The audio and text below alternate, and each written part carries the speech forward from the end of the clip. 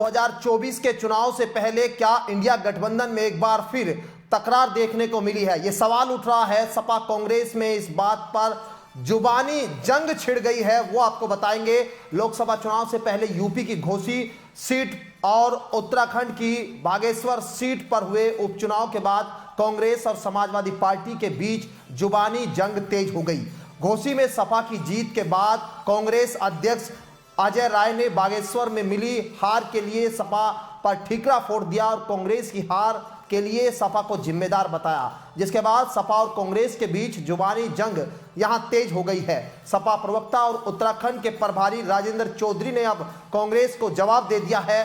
कांग्रेस अध्यक्ष के आरोपों का जवाब देते हुए सपा नेता राजेंद्र चौधरी ने कहा है कि कांग्रेस ने सपा के पहले कोई बातचीत ही नहीं की थी। उन्हें लगा कि हमें यहां सपा के साथ की जरूरत ही नहीं है। जब हमने अपना प्रत्याशी वहां उतार दिया और कांग्रेस उपचुनाव हार गई तो अब वो हमारे ऊपर ही आरोप लगा रहे हैं। सपा नेता ने कहा है कि हमने यूपी में राजनीतिक शिष्टाचार निभाते हुए कांग्रेस से घोसी में समर्थन मांगा था, लेकिन बागेश्वर में कांग्रेस ने ऐसा कुछ नहीं किया।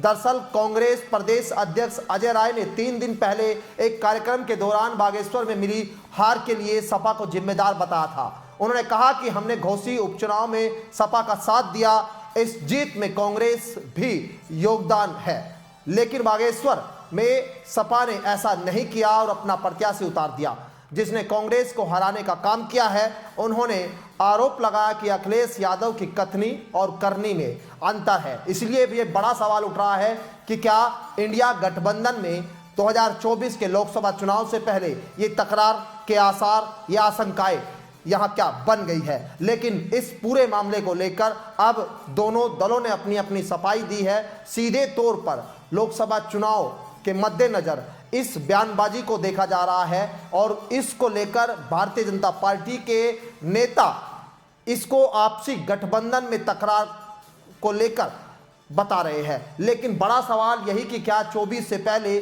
समाजवादी पार्टी और कांग्रेस के बीच अंदर खाने क्या कोई अनबन है, या सीधे तौर पर अगर इस तरह की बयानबाजी अजय राय जो प्रदेश अध्यक्ष है कांग्रेस के वो दे रहे हैं तो इसके पीछे क्या वजह है? क्योंकि जो गठबंधन धर्म कहता है वो यही है कि आपसी समझौते के साथ किसी भी चुनाव में जाना होगा और सीधे तौर पर अगर कोई मनमुटाव या कोई बातचीत होती है तो उसको सार्वजनिक नहीं किया जाना चाहिए। लेकिन यहां जो हुआ उसको लेकर भारतीय जनता पार्टी अब तंज कसती हुई नजर आ रही है। इसलिए सवाल यही कि क्या सपा कांग्रेस के बीच में जुबानी जो जंग चल रही है वो 24 के गठबंधन को लेकर शुभ संकेत नहीं देती।